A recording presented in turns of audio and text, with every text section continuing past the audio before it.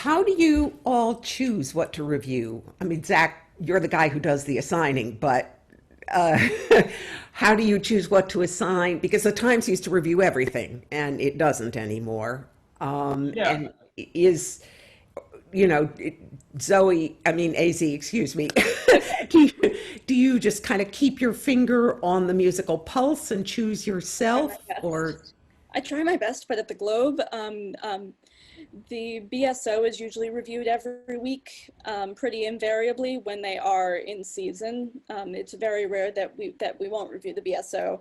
The Globe is fortunate enough to have two full-time critics, the other being Jeremy Eichler, who's I'm just an amazing writer and a great person to work with as well.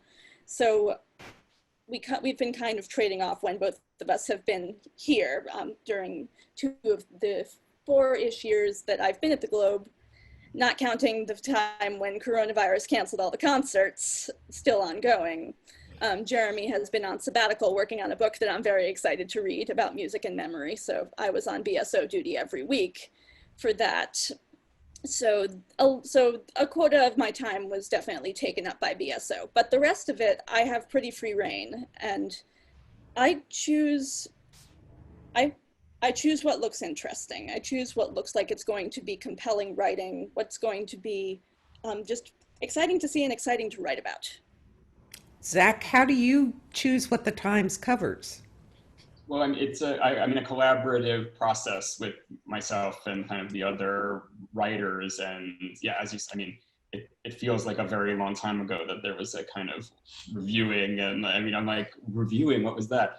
And but there, well, I mean, and it, as you kind of suggested, in recent years, just the kind of the balance of stuff that the Times has done in every department of the culture department and elsewhere has changed. And so in classical music, it's resulted in fewer of the sort of small performance reviews than there were. But even just pre-COVID, I mean, we look at the schedule, we see who we have working that week, and we are trying to get an interesting mix. I mean, we're trying to kind of convey, I mean, with New York, you have this explosion of stuff from Baroque music to lots of new music and opera and recitals.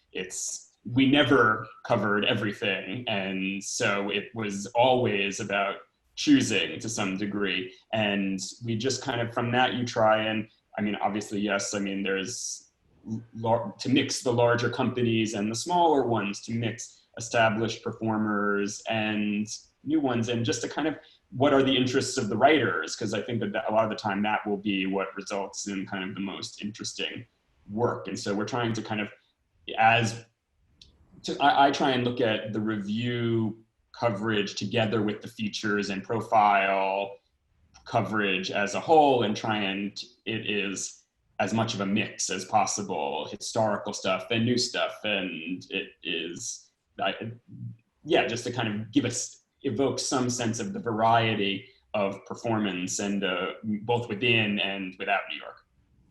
Heidi, how do you choose which operas? Well, I am, I have an unusual situation because I write about opera for the Wall Street Journal. The Wall Street Journal is a national publication. I'm the only person who writes about opera, and we have, we don't have a sort of full-fledged, culture department covering all kinds of music and musical performances. So basically, I do what I think is interesting and important, and I can go anywhere in the United States to cover that, and the journal will pay for me to travel there, which is really a fabulous opportunity because I can pick. Obviously, I cover the new productions at the Met. That's in New York. I cover new things and artists who are performing in New York who I think are particularly interesting or are doing some kind of repertory that they haven't done before. Then I look at the rest of the country and I look at all the opera companies and the opera festivals, and I decide which things are worthy of a trip. So, I won't go to the San Francisco Opera to cover Bohème, but, I will go to the San Francisco Opera to cover a world premiere.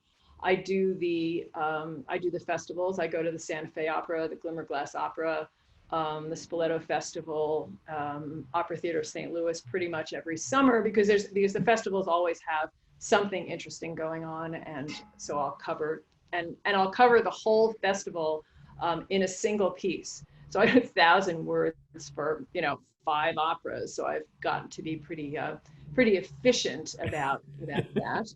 And like once upon a time, they let me go to Europe. It was really very thrilling. I had a couple of halcyon years where the journal decided that would be interesting, and I got to go to Bayreuth for the first and only time, and Salzburg that year, and then the following year I went to Glyndebourne and the Holland Festival, and that was very wonderful.